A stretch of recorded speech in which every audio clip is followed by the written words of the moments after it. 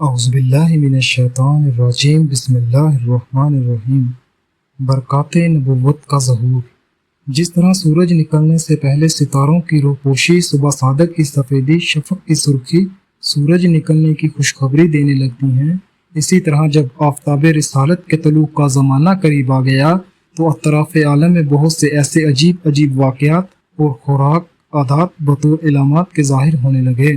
جو ساری کائنات کو جھنجھوڑ کر یہ بشارت دینے لگے کہ اب رسالت کا آفتاب اپنی پوری آب و تاب کے ساتھ طلوع ہونے والا ہے۔ چنانچہ اصحاب فیل کی ہلاکت کا واقعہ، ناگہاں باران رحمت سے سرزمین عرب کا سرسبز و شاداب ہو جانا اور برسوں کی خشک سالی دفع ہو کر پورے ملک میں خوشحالی کا دور ہونا،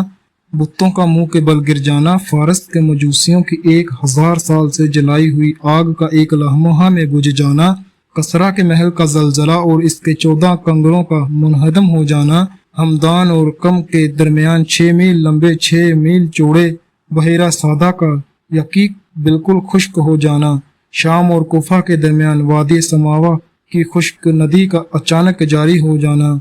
حضور صلی اللہ علیہ وآلہ وسلم کی والدہ کے بدن سے ایک ایسے نور کا نکلنا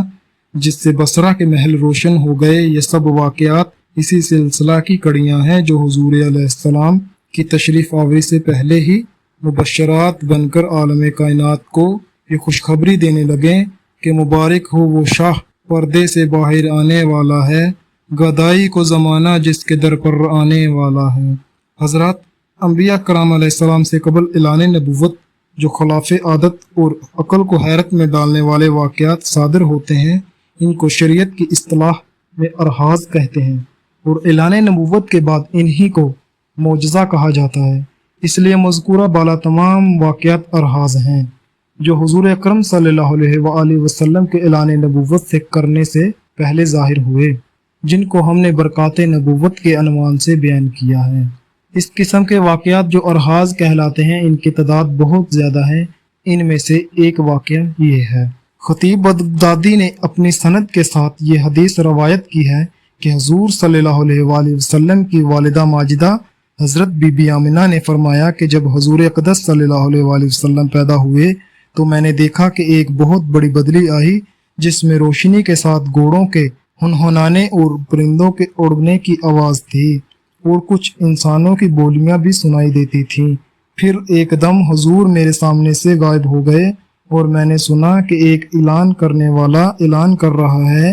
کہ محمد صلی اللہ علیہ وآلہ وسلم کو مشرق و مغرب میں گشت کراؤ اور ان کی سمندروں کی بھی سیر کراؤ تاکہ تمام کائنات کو ان کا نام، ان کی صفت معلوم ہو جائے، اور ان کو تمام جاندار مخلوق یعنی جنوں انس، ملائکہ اور چرندوں پرندوں کے سامنے پیش کرو، اور انہیں حضرت آدم علیہ السلام کی صورت، حضرت شیش علیہ السلام کی معرفت، حضرت نوح علیہ السلام کی شجاعت، حضرت ابراہیم علیہ السلام کی خلق، حضرت اسماعیل علیہ السلام کی زبان، حضرت اسحاق علیہ السلام کی رضا، حضرت صالح علیہ السلام کی فصاحت، حضرت لوط علیہ السلام کی حکمت، حضرت یعقوب علیہ السلام کی بشارت، حضرت موسیٰ علیہ السلام کی شدت، حضرت ایوب علیہ السلام کا صبر، حضرت یونس علیہ السلام کی اطاعت، حضرت یوشع علیہ السلام کا جہاد، حضرت داؤد علیہ السلام کی آواز، حضرت دانیال علیہ السلام کی محبت، حضرت الیاس علیہ السلام کا وقار، حضرت یحییٰ علیہ السلام کی عصمت اور حضرت عیسیٰ علیہ السلام کا زہد ادا کر کے